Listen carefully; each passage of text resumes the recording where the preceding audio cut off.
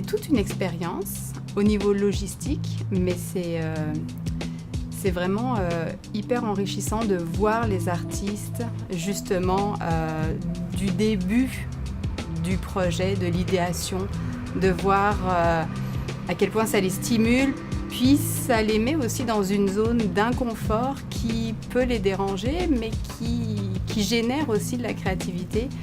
J'aime beaucoup les voir dans cette situation, puis de voir ce qui en ressort. C'est une zone d'inconfort pour moi aussi. Exactement. À date, tous les commissariats que j'ai faits se sont passés sur le même modèle, c'était des artistes qui allaient en production. OK. Donc, j'ai pas fait de commissariat avec des complet, avec des sélections d'œuvres déjà réalisées. Donc, à chaque fois, il y a une idée, il y a une sélection d'artistes qui acceptent le défi, qui acceptent l'enjeu de produire une œuvre à partir de la thématique, qui acceptent aussi le dialogue que je peux avoir avec eux, la collaboration. Pour moi, c'est ce qu'il y a de plus stimulant. J'ai pas une pensée qui est vraiment disciplinaire, même si mon travail est disciplinaire à certains moments. Genre, je fais de la sculpture, je fais du dessin, je fais de la peinture, ou ce que j'ai besoin pour rendre visible mes intentions, mes pensées. J'ai commencé à travailler le bronze quand j'étais en Hollande.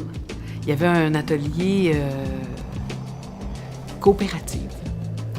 Puis, on pouvait apprendre à faire du bronze artisanal, aller faire nous-mêmes nos moules, aller faire la coulée nous-mêmes, la finition nous-mêmes. Et j'ai vécu en Hollande quelques années, puis je voulais vraiment l'essayer. Fait que j'ai fait mon premier bronze là-bas. Bon, c'était pas nécessairement la réussite du siècle, mais il était quand même assez correct. Quand je suis revenue au Québec, j'avais pas nécessairement les budgets pour le faire, mais à un moment donné, j'ai commencé des petites pièces, tranquillement, pas vite. Puis c'est aux ateliers du bronze qui m'ont appris un peu à peaufiner ma technique, qui a aussi changé finalement mon esthétique. Parce que quand on a un solide appui au niveau technique, souvent notre esthétique change parce qu'on prend beaucoup plus de risques. La thématique de déjouer les sens, ça fait déjà partie de mon travail. Fait que ça n'a pas été ni une rupture, ni une inspiration particulière. Ça a été tout simplement une continuité dans mon travail. La façon dont je travaille, que ce soit en sculpture, en dessin ou dans les autres domaines, j'essaie toujours de travailler des systèmes. Puis mes systèmes, en sculpture entre autres, sont positionnés sur une dimension narrative. J'essaie de ne pas complexifier parce que c'est un magma dans ma tête, hein? Puis là, il faut que je l'organise quand je vous le dis. Mais j'essaie de rendre compte d'un élément très complexe dans une sculpture. Ça, c'est la première chose. Et j'utilise à la fois la représentation des animaux, de la flore, la faune et de l'être humain tout à la fois, pour, en plus, faire une allégorie, c'est-à-dire dire autre chose avec tout ça. Bien, encore une fois, ça, c'est une pièce, comme on l'a mentionné ou comme je peux le confirmer, moi, je travaille pas normalement en sculpture comme telle, c'est pas ma prétention. Mais là, j'ai fait une autre manœuvre avec la Ville de Montréal, dans le quartier Saint-Michel. C'est donc un travail qui dure depuis 2 ans, qui était le mandat, c'était d'avoir une sculpture qui était une œuvre de mémoire. Une œuvre de mémoire, il ne disait pas une sculpture nécessairement. Et donc, j'ai fait un travail très manœuvrier avec les résidents du quartier Saint-Michel, avec tous les gens qui avaient un lien avec la carrière Miron. Et de là est surgi tranquillement ce projet-là. C'est donc un projet qui est né du travail interactif que j'ai fait avec les gens du quartier. Et j'étais impressionné par...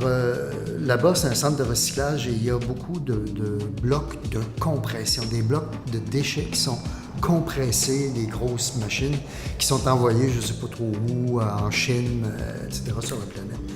Et ça m'a fasciné, cette idée de compression. Je trouve ça génial parce que ça donne une espèce de lecture ethnographique de notre société.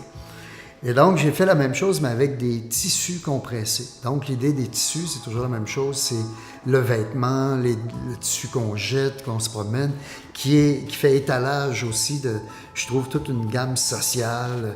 Tu t'habitues en soie, en coton, en jeans, en denim, etc. Ça fait qu'il y avait cette idée de la masse de tissu compressé. Et c'est à partir de ça que j'ai finalement travaillé, me disant que ce matériau-là pouvait donner une espèce de lecture ethnographique des gens, pas seulement du quartier, mais je dirais symboliquement, oui, des gens du quartier. Et donc, l'idée est arrivée de comment stabiliser une sculpture en tissu. C'est impossible, j'ai travaillé toutes sortes de trucs. Et j'en passe, de faire du shellac, de les mettre dans des vernis, dans des gommes, etc. Bon. Puis finalement, on est venu progressivement à l'idée de le faire soit en bronze ou en aluminium, donc de le couler. Et la pièce qui est là, ben, c'est ceci, c'est une paroi d'un ballot de tissu compressé qu'on a coulé en aluminium. Et donc, au départ, c'est très étrange parce que ça crée un bas-relief. Et je pense que c'est là-dessus que ça s'inscrit bien dans le cadre de votre exposition. C'est que, d'abord, c'est très attracteur. Tu as le goût d'aller voir, tu as le goût d'aller toucher. C'est quoi ça? Puis là, en t'approchant, tu réalises que c'est des tissus. Puis tu vois très, très bien le détail parce que la fonderie a permis d'aller chercher une finesse dans le détail qui, même moi, m'a ébloui quand j'ai vu le résultat.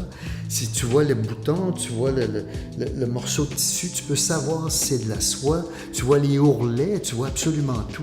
C'est incroyable. Mais pourtant, c'est de l'aluminium et solide.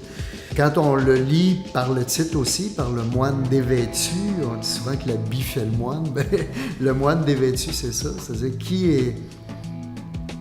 qu'est-ce qu'il y a derrière? C'est quand on est un peu mis à nu. Et quand on fait un travail sur la mémoire, c'est un peu une mise à nu qu'on fait. On remonte chez les gens, on va voir qu'est-ce qu'ils ont vécu, qu'est-ce qu'ils ont à dire sur le milieu. Fait que je dirais qu'au niveau symbolique, cette pièce-là représente un peu tout ça, qui n'est pas du tout manifeste au premier regard. L'installation s'appelle Move, donc un titre en anglais qui veut dire se bouger en fait. Donc c'est une installation qui s'inscrit dans un corpus que je travaille depuis quelques années, donc qui est de recréer en fait des espaces de travail all include, tout inclus.